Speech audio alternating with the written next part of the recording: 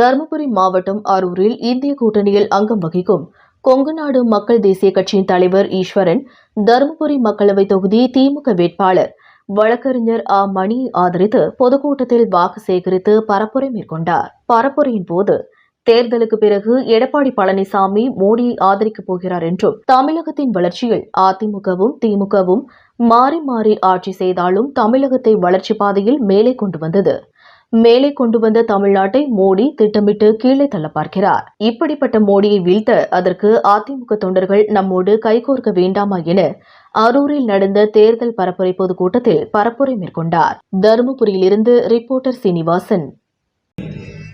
அதிமுக தொண்டர்களுக்கும் சேர்ந்தே நான் அழைப்பு விடுகிறேன்.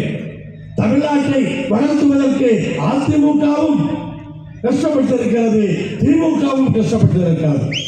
அதிமுகவும் திமுகவும் ஆட்சி மாறி மாறி ஆளுநரால் தமிழ்நாட்டை மேலே கொண்டு வந்தார்கள்.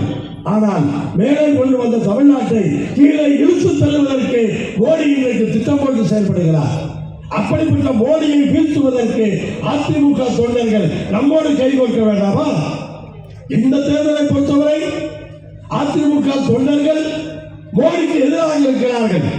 அதை பார்த்துத்தான் எடப்பாடி பழனிசாமி பிஜேபி கூட்டணியில் இருந்து வெளியே வந்தார்.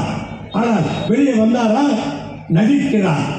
தேர்தலுக்கு பிறகு அவர் மோடியை ஆதரிக்கப் போகிறார். உண்மைதான். இன்றைக்கு எடப்பாடி பழனிசாமி எதை வைத்து தேர்தல் பிரச்சாரத்தை செய்கிறார்?